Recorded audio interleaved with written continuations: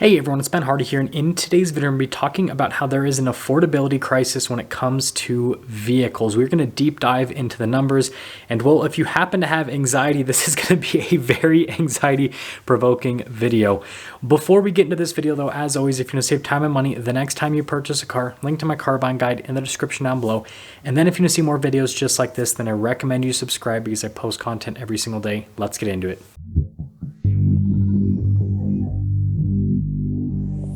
Let's start things off by diving into the numbers. So the average American household currently makes about $70,000 per year, but this is obviously before taxes are taken out. And the average tax paid per year is about $20,000 because obviously you've got federal, you've got state, you've got Medicare, you've got Social Security. After the government takes their share, if you make $70,000 per year, you're probably be left with about $50,000 per year, which comes out to $4,166 per month.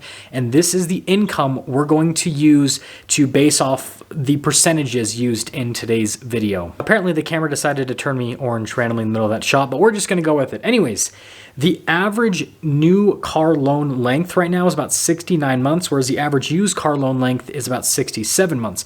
Now, in terms of people taking out auto loans, because I know some people are going to say just pay cash for a car, well, 85% of people that purchase a brand new car are going to take out a loan, and it varies with the used car market, but typically you'll see somewhere around 40 to sometimes 50% of people purchasing a used car will take out a loan. Now, the average brand new car is currently just under $50,000, but for today's math, I just used $50,000 because it's a nice round number. And then the average used car is just under $30,000, but I used $30,000 to do all the math because, again, it's a nice round number. And so this leads us directly into talking about the average new and used car payment per month. So the average new car payment as of quarter four of 2022, $716 per month, or about 17% of the average American's monthly income after taxes are taken out. If it's used car, $526 per month, or about 12.5% of the average American's monthly income. And that's just the car payment. Now, if we look at insurance and maintenance, insurance on average here in the US just to insure one car is about $170 per month, which is about 4% of monthly income.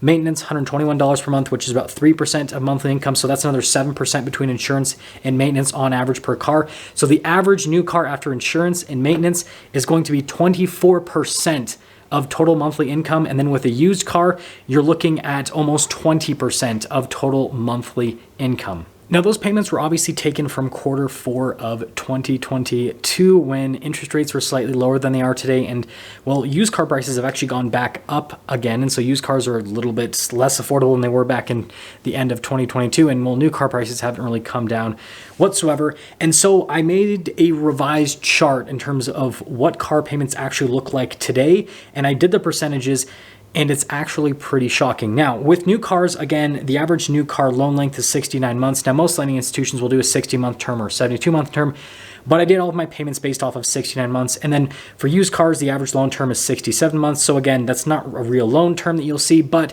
I did all the payments based off that just to get averages, just to make a point with how unaffordable cars are with today's interest rates. So if you've got great credit, then you could probably get a 5.5% interest rate on a new car, which would give you a payment of $846 per month. Again, the average brand new car about $50,000, which will be 20% of total monthly income. 8.5% is going to be people that are probably under, $700 for their credit score. $918 per month, 22% of total monthly income. 12% APR, this is going to be like, lower 600s with your credit. $1,006 per month, 24% of total monthly income. And then let's say your credit's just not great, but you still get approved on the average brand new car. 20% APR, pretty reasonable for today's interest rates and market. $1,200 per month, or 29% of total monthly income. I don't know what lending institution would give out a loan that would be equivalent to 29% of total monthly income, but who knows in today's world. Now, with used cars, it's a little bit more reasonable, but not by much. So 8% APR is pretty reasonable if you have really great credit in today's market on a used car. That would be $556 per month, or 13.5% of total monthly income. 12% APR if you're under $700, $616 per month, or about almost 15% of total monthly income, 14.7%. Now, 15% APR, again, this is like lower 600s on a used car, $663 per month, or almost 16% of total monthly income. And then finally, let's say you have really crappy credit and you get approved on the average used car, which is about $30,000, 25% APR, $830 per month, 20% of total monthly income spent just on the car payment.